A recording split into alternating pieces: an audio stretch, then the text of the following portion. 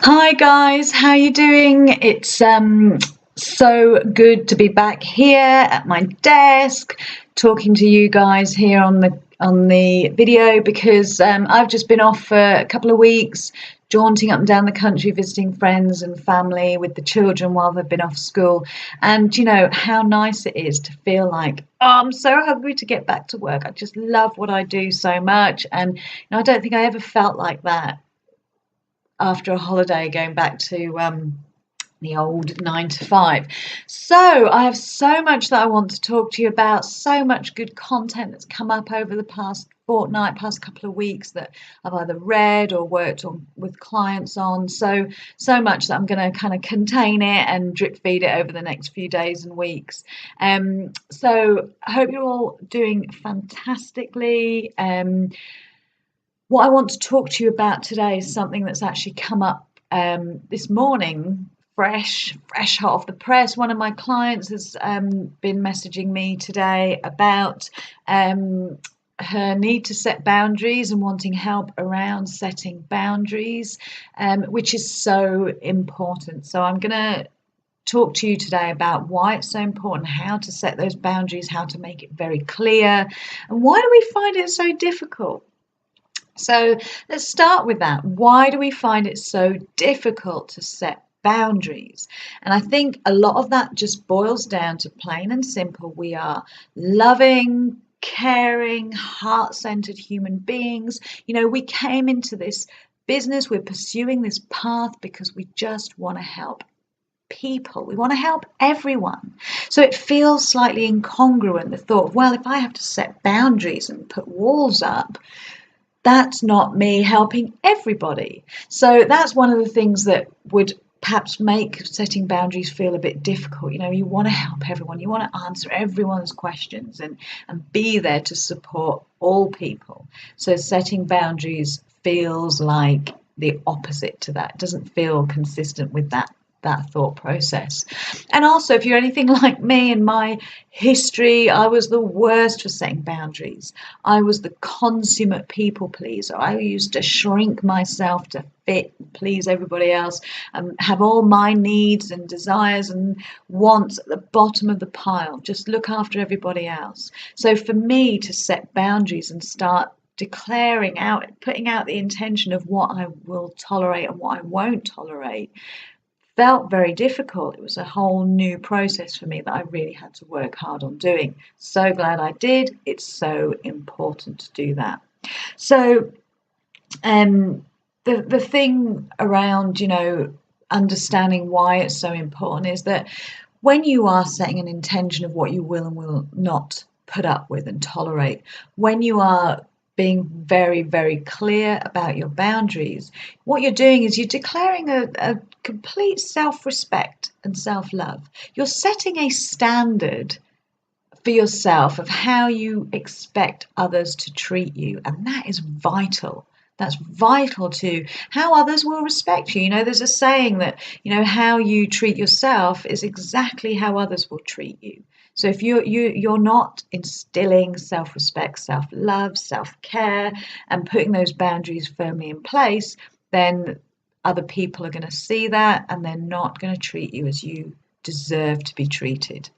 So let's have a look. Boundaries get blurred when we come from a place of service. We want to help everybody, and what happens is you may find, and this happened to me a lot in the early days, people would private message me outside the context of where they found me. So for instance, this Facebook group, people would private message me asking me for advice and asking me questions, and that's okay, that's absolutely fine. What I didn't do was I didn't do what I should have done, which is refer them back to the group and ask them to ask the question in the context of the group, because that does a number of things. A, for them, it gives them the benefit of many other levels of expertise and experience to help answer those questions as well. But it enables me to support the other people in the group, because if they've got a question, then you can bet that other people in the group will have the same question, the same concerns, the same frustrations. So if they're putting it in the forum of the group, it enables me to support them and for others to see what my advice would be or my answer is to that, to help them too. People will private message you if they're dealing with their own shit, if they're struggling and they don't want anybody else to see their question, and that's fine too. But at that point, you can answer the question, you can respond in the way that you feel most aligned with. However, it's when they come back for more, when they start pushing those boundaries, because you can then offer them a call. Why not hop on a call with me and see where we're stuck, see how I can help you further? And if they then ignore that, and this has happened to me a lot, they'll ignore the invitation to a call, but they'll happily ask you for more advice, what to do next. Maybe they've implemented the advice you've given them, they've hit a barrier. You could anticipate the barrier because you've been there, but they didn't. So then they ask you, how do I overcome this barrier? No, you're not there for that. Unless they're going to pay you as their coach and use your services in the correct way, then you shouldn't be answering. That's them pushing your boundaries. And what will happen there is you'll start to resent them. As my client this morning is starting to get annoyed and resenting somebody who is asking her more and more questions, even though she's been invited onto a call and invited to purchase a package.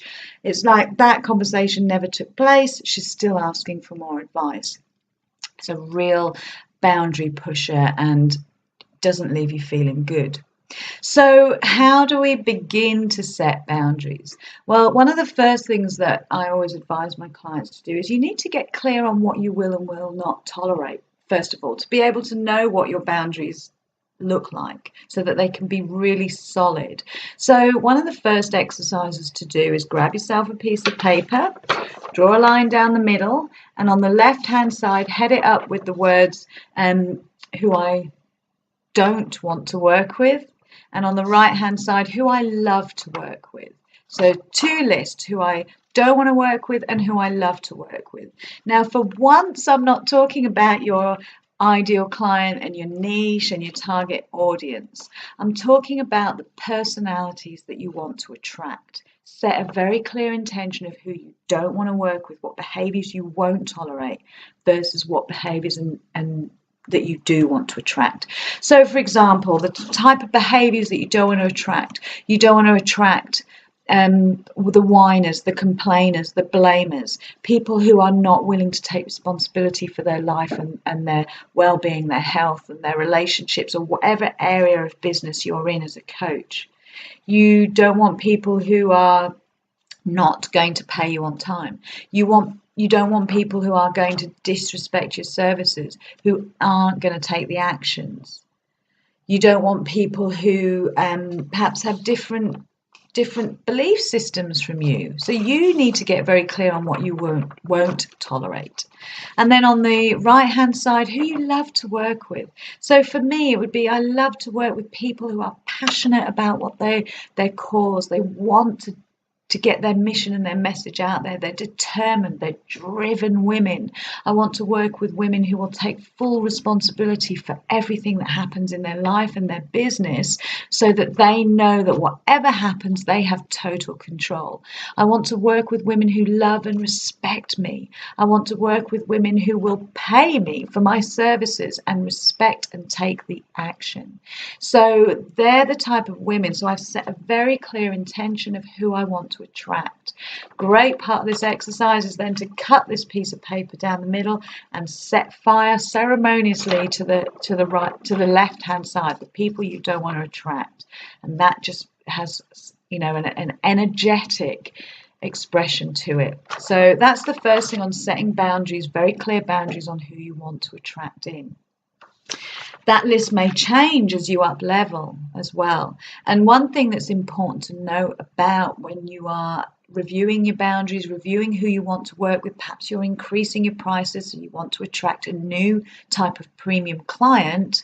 So you need to review again the type of people you want to attract to you.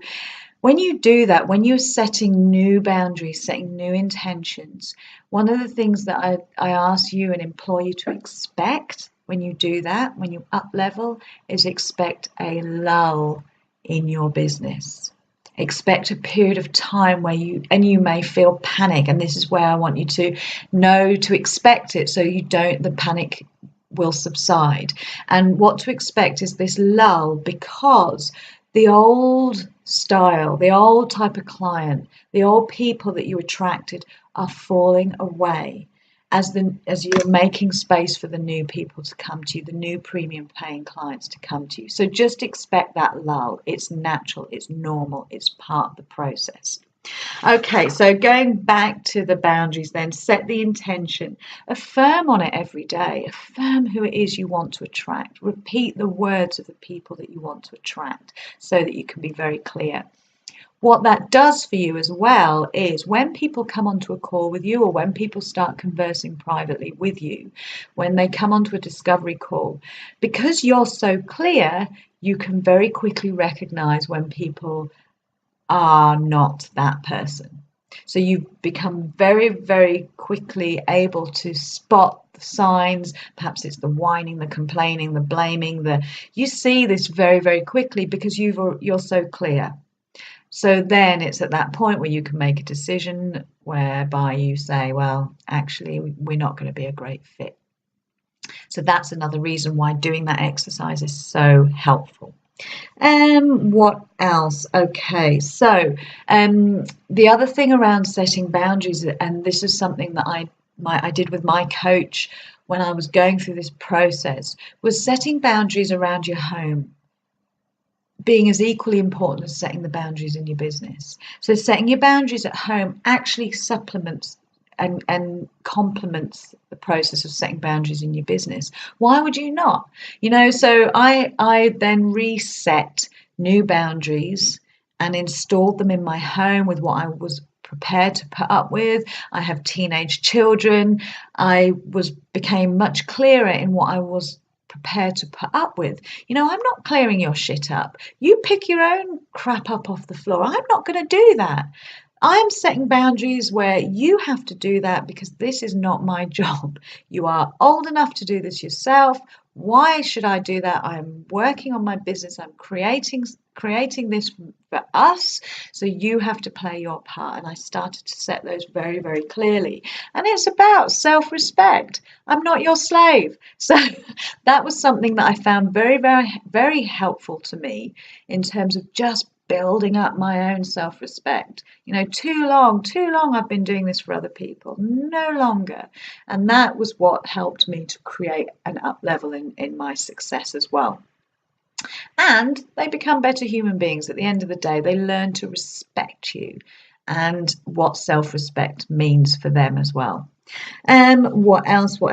Okay, so when you've got somebody that's private messaging you, refer them back to the context, refer them back to the group, so that, as I said before, you're showing up as a leader in that group because you're giving advice that other people can benefit from. So very important to set those boundaries, set the intentions of who you want to work with. Don't waver. Don't compromise, because the second you compromise, it's like putting a chink in the armor. It weakens your resolve. It weakens your commitment. So make sure that when you set these boundaries, you hold very strong to them. People will very, very quickly pick up on it. Energetically, you are putting out how strong you are, how you are there to be of service and to help people, but you're not there to have, people use and abuse that. So I hope that helps, guys. If you're struggling with your boundaries, PM me any questions below. Here to help you. Have a great day, and so excited to be speaking to you again. I'll speak to you all again soon. Bye for now. Have a great day.